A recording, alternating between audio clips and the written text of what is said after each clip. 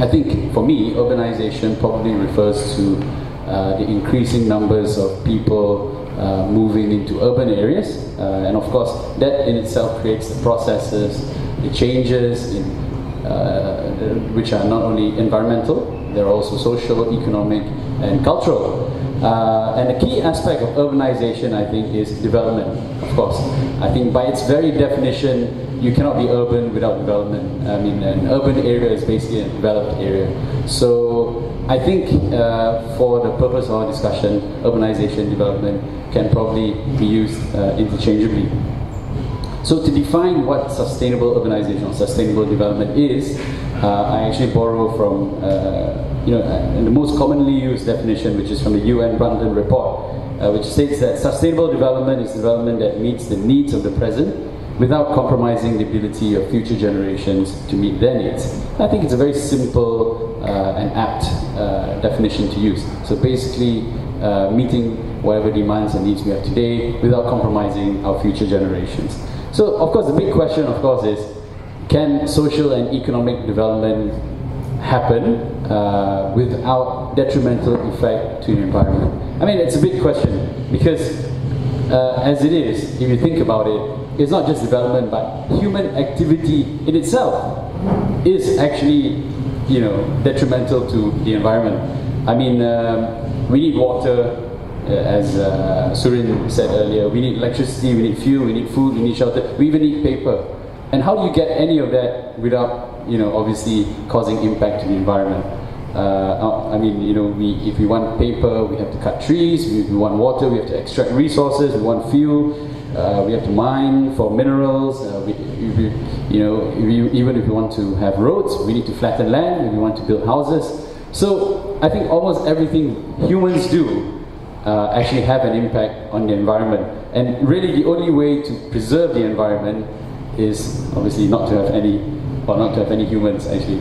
But that's another story. I'm sure we're not here to discuss the parallel universe of a world without humans.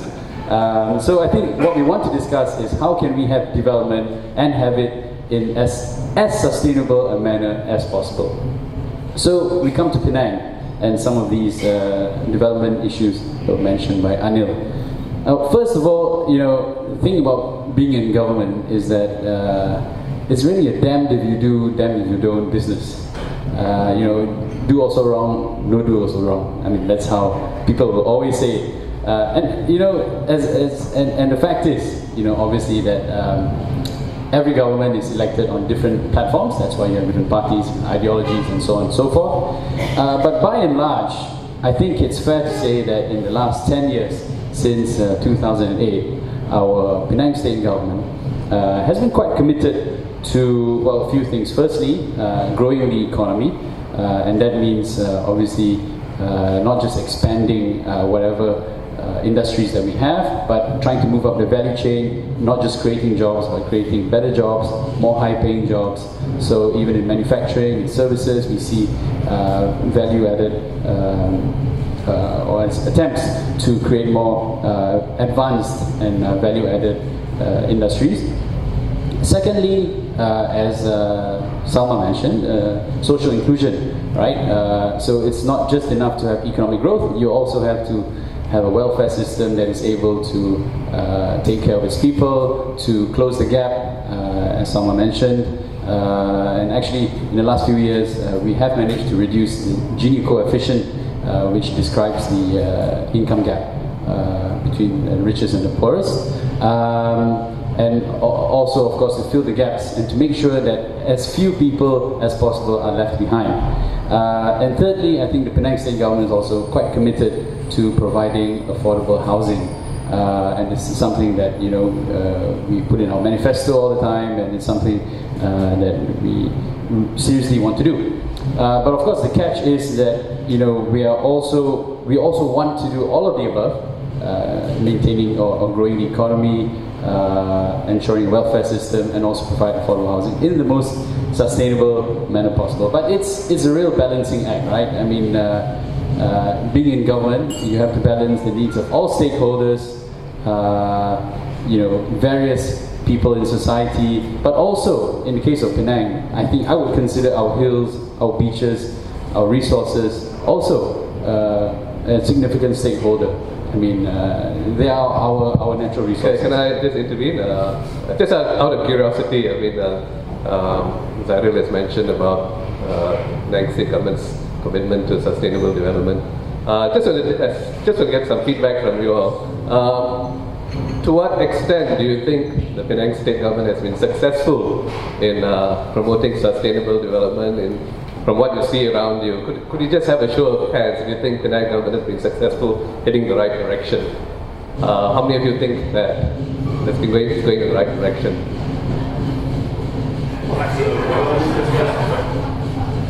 1, 2, 3, 4, 5, 6, 7. So clearly, and the rest of you, anybody who thinks they're not going in the right direction? More things to be done. So about double the amount number of people, just a straw poll. So what do you think? What do you think are some of the concerns? Why do people have this perception that we're not going in the right direction as far as sustainable development is concerned? Well, I think. Well, first of all, I think, and I was going to get into it. The fact is that sustainability and sustainable practices are, first of all, quite counterintuitive to the way we live our life. So, for example, when the Penang State Government first introduced the no free plastic bag rule, people got upset, and they were going because first of all, you now put a cost. If you want a plastic bag, you have to pay. So there's a cost increase. But secondly, well, if you don't want a plastic bag, you've got to bring your own bag, so that causes an inconvenience, at least in the beginning. So these things, are quite counterintuitive because of the way that we are already used to living our life. And when we banned polystyrene containers, for example, that meant that hawkers basically would have to invest in more expensive packaging, and that also caused an inconvenience. So it's things like this. Even when we introduce segregation of waste at source, that just basically means now we have to trouble ourselves to separate our waste at home rather than just put everything in a bag and throw it in a dumpster. So that's always difficult when we're trying to introduce sustainable practices. And of course, I think, as we all know, the Penang State has tried to do many of these green policies since 2010, actually. No free plastic bags, banning polystyrene, for example. We have now got incentives for green buildings, cycle lanes that we have built, waste segregation at source, as I mentioned. Of course, the Penang Public Transport Master Plan, in trying to improve public transport. We've got free buses, trying to improve ridership of buses. We've got this Georgetown, I think YB Chow recently just announced a new free bus network, basically providing feeder buses for free to get people connected into town. And as a result, actually, we've got now the highest recycling rate in the country, 38%. I mean, it's not something that we,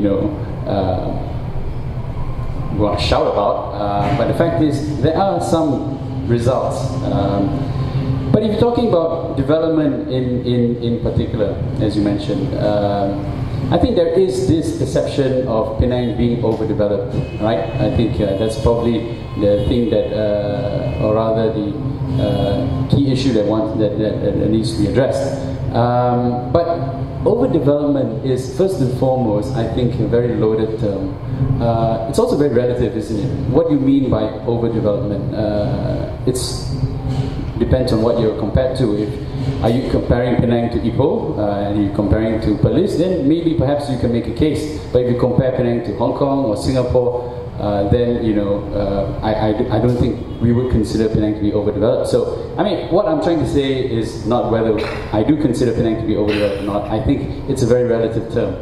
But what we want to also explain is that economic progress cannot happen without development. I think we all know that. And as I said, as a government committed to ensuring economic progress, there has to be a certain level of development that has to happen.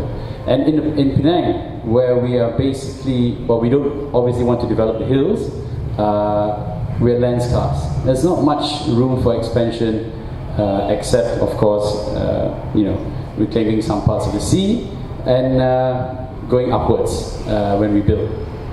So these are probably the few options that we have. And even reclamation, to be fair, isn't done for the sole purpose of development.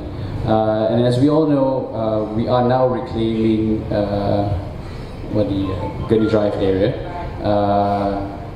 And there are plans to reclaim south of the island in what is called the Southern Reclamation Scheme.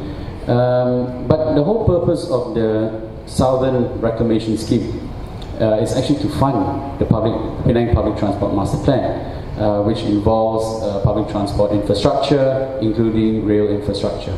And well, part of the problem that we face, obviously, I think most of the people in this room know, is that we have a very warped federalism in our country. Penang gets very little funds. In fact, our budget is something like 0.03% of the federal budget. And for probably the leading secondary city of our country, Penang, basically after Kuala Lumpur, Penang is the second largest city. We should be getting at least 5, 8, or if not 10% in proportion to the federal budget. But we get less than 1%. And so we have to be, somewhat creative in trying to raise revenues to fund infrastructure projects. And that's what we're trying to do, and I think that's what the state is trying to do. And this reclamation project south of the island is meant, obviously, to fund the projects that we want to do. Okay, thanks. Can we have a quick question from the floor? Okay, just two of you.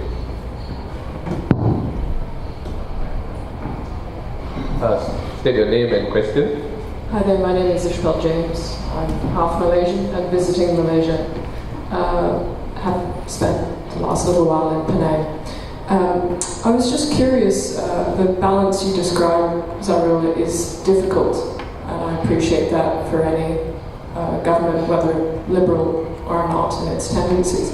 On that case of development and its relativity, could we not compare Penang to itself?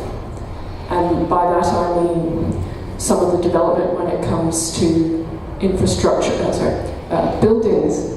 I think from what I've understood from a sort of straw poll of individuals, and not just the privileged ones sitting amongst us, but individuals in the community, is a reservation about empty buildings. And by that I mean, what if, as I realise with the imbalanced federal structure here, the state's resources depend wholly on a revenue stream, which is the development of land and the creation of that land, even if it is to support an infrastructural project that benefits the people, like public transport. What is the benefit in the long run, or the cost, of building or allowing buildings to be built that remain empty and remain used as investment vehicles, largely for perhaps foreign investors or out-of-state investors, to say the least? What benefit is that to Penang citizens, if you will? And let's look at the resource cost too of cement. Okay, your question. Next question. Somebody else? I think sort of quite agree with her, but I'll simplify my question. My name is Magdalene Chiang, Penangites, born in Penang, studying in Penang, work in Penang. I am a supporter of government also, in a way that I understand all that Zuhari has mentioned, and the Penang Green Council has been doing a lot of things trying to help the situation. But there are only 2 points that I hope the government will be able to do something different. The government always say that when I cut the hill, I make sure I plant the same number of plants in another place, so to sustain the environment. But it's actually not true. When you cut the tree, all the CO2 coming out already. So when you plant a new plant, it will take some time for it to grow. And like what she mentioned, we can already see overbuilding. All the building is now empty, so it's becoming oversupply, right, the situation. And we understand the reclaimed land. I'm not knowledgeable enough to condemn that. Possible, it might be a good thing and all that. But when you are developing all this to build the houses, what I feel very sad is the building around the airport. Last time was like a jungle, was so beautiful, green when people come to Penang. Now it's all condominium. Even though government said that you have a green building, but the green building is only the one in Patikawan. All these new buildings that coming out, there's no green building. Okay, thank you. Okay. So you have overbuilding and some of the other concerns about right? So, I'll address the first. Hello? Okay. I'll address the first question first. Actually, I agree. The thing is, when we first came to government, and at the time I was, well, at least in the first term, I was with the Penang Institute then. And one of the things we realized when we looked at planning policies and in general was that there was very little planning based on evidence. It was very much very arbitrary policies being made, and one of the things that we wanted to ensure was that when we decide, or how we decide to do planning, should be based on obviously empirical evidence, and also trying to project future needs. And this was probably what was missing. And that is why I think in the first term especially we saw huge jump in property prices. There was a lot of speculative investment going on, and then we realized that there seems to be this huge number of luxury properties being built and not enough in the affordable sector. And that is when actually, thanks to the Penang Institute, we produced a housing report at a time under Stuart McDonald, and which is actually about this thick. And we presented it to the state, and I think the state actually did respond, and that's exactly when the state decided to change all its policies with regards to development to sort of incentivize the construction of more affordable housing schemes rather than luxury development. And that is why since then, I think about 2011, 2012, and definitely since 2013, a lot of the new developments that are coming up are actually affordable housing schemes. So because we actually plan to build, I think the plan is to build about at least 27,000 new units in the coming years. And the second question, she spoke about, obviously empty, not enough demand. Now we have about 30,000 people who have now applied for affordable housing. I don't think the problem is lack of demand. There is a huge demand for housing that is affordable in Penang. Of course, it takes time to build 30,000 units, and there is also the other problem of very stringent bank loans now from Bank Negara, and people are having difficulty obtaining loans for these houses, even if it's your first house. So but that's a different set of problems altogether. Point is, what I'm trying to say is that there is demand. But the demand is not for luxury housing. Okay, thanks, Cyril. Maybe you can move on to Andrew now. Andrew, but maybe you could kick off by if I could ask you, what made you get into this whole realm of independent film producing, especially on environmental themes? What's Yes, hello.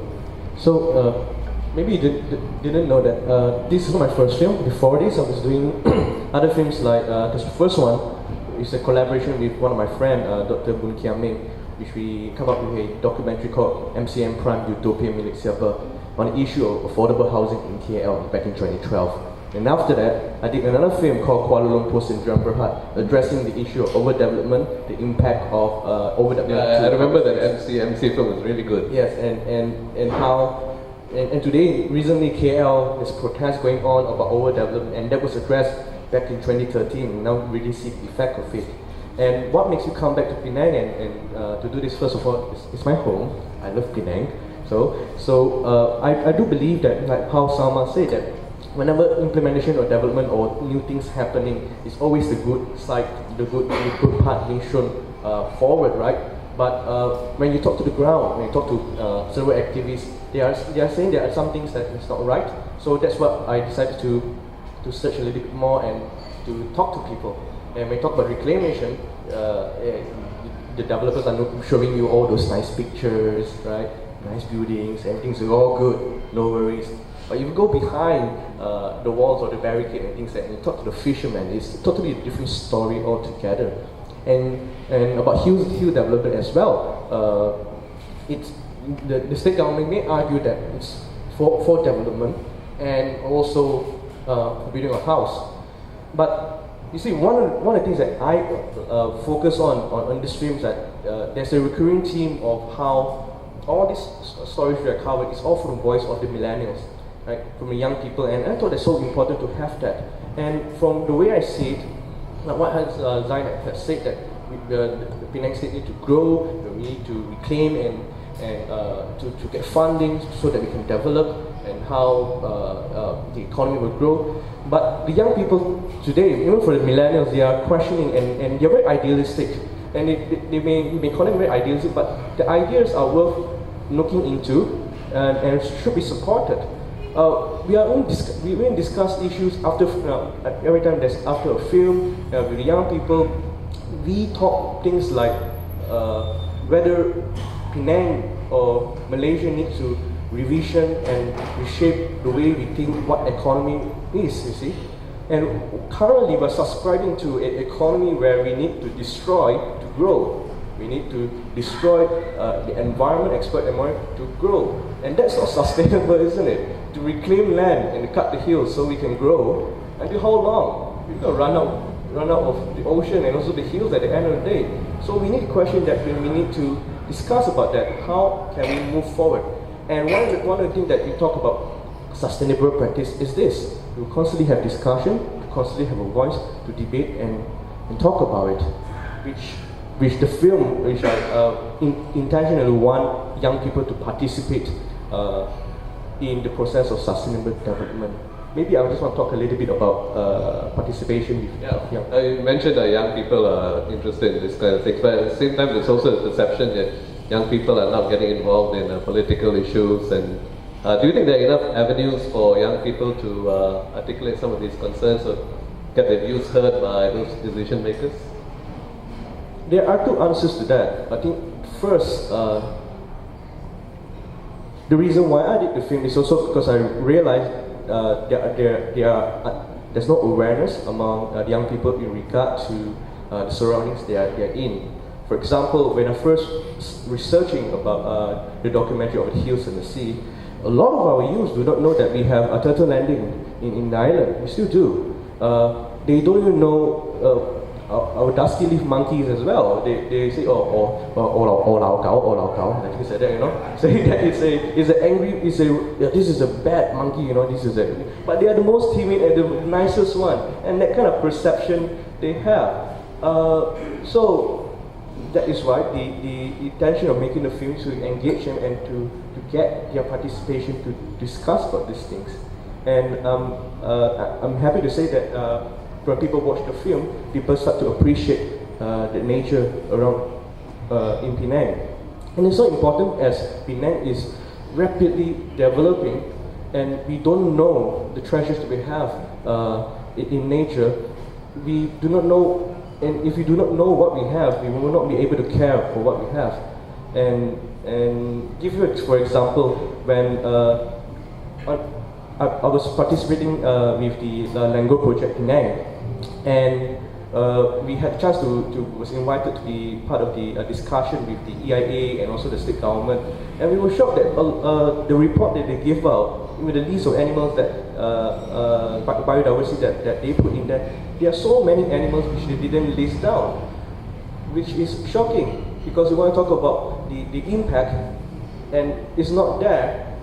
We will not be kept anymore. Give you an example, reclamation. In the EIA report, there was no mention of dolphins. Recently, last 2 years, early this year, we have 2 dead dolphins in the near side of Tanjung Bunga and near the reclamation area. So who is hold responsibility here?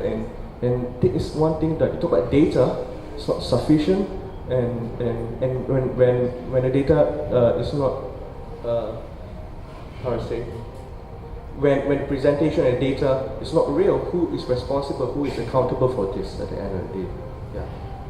Would you like to respond to that, Vadu? I mean, there's this whole question about fishermen and how they're being affected, the food security and the marine diversity and all that. Is that something which has to be sacrificed in the quest for development and making Penang more urbanized?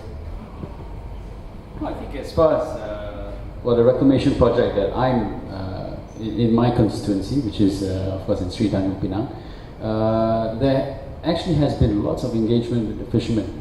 The problem also is that there are many groups of fishermen who compete with each other, and of course then you get varying reports from different groups. But the fact is that I know, because I received the reports both from the developer and also from meeting with the fishermen, there has been a lot of engagement.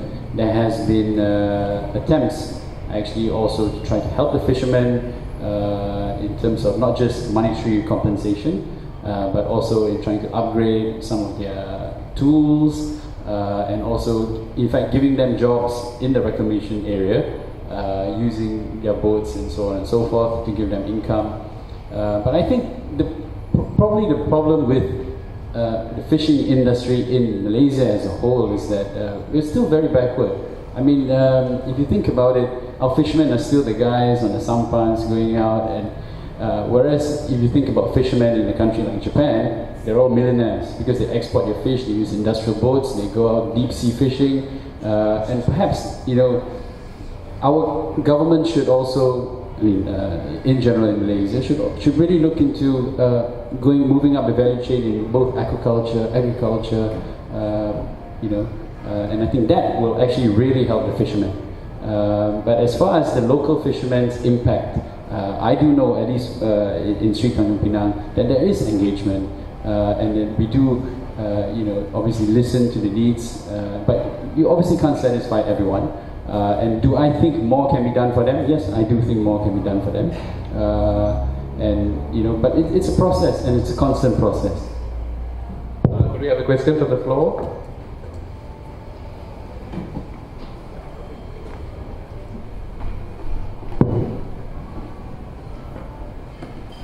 Hi, thank you very much. My name is Patrick. I'm from the UK. For the last 25 years, I've sailed the world with my partner Elizabeth, and we spent the last 10 years in Southeast Asia. I'm not sure if the panel's aware, but last week the Japatan Laut, the harbour master, closed down the anchorage between Pulau Penang and Pulau Jerajak because of rapid silting. This is because of the reclamation scheme off Queens Bay Mall.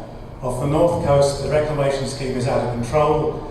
Straits Key Marina is now, you can walk across the entrance at low tide. Reclamation schemes in this area have not been thought out. I don't think they're going to end well. They're certainly not sustainable. And yacht tourism in Penang is coming to a rapid conclusion. Thanks very much. Thanks. The woman at the back. We will have more questions later at the end. Thank you. Good morning to everyone. My name is Judy King Hopkins, and like some of the speakers, I'm a Penangite, but I live here a few months a year. So forgive me my ignorance, but listening to what I think our friend here just said about speculation and all that, I feel compelled to say something because I've lived in many other countries, and the solution, I'm not saying it's simple, but with political will, it actually can be done. I totally empathize with all that you've said, Johari, and I completely agree actually with your point of view. I mean, we all know that Penang has been, the stepchild of the federal government, but we need to generate more revenue and income, and that's the excuse given for having more and more developments because that brings in revenue streams. But then that leaves a question that has been said, what if further down the road we have skeletons, we have these huge skeletons of buildings where speculators have run away. But one way that I've seen other countries do it well is with political will and with introducing really, carefully thought through capital gains taxes, capital gains tax. So you can't be a quick fix speculator coming in for a short while and selling at a huge profit. I mean, there has to be obviously thought through. But the way, I know we already have, I forget how many years it is. I'm also a homeowner here, but how many years is it that the capital gains starts going down? Five? That's too little, way too little. And countries I've lived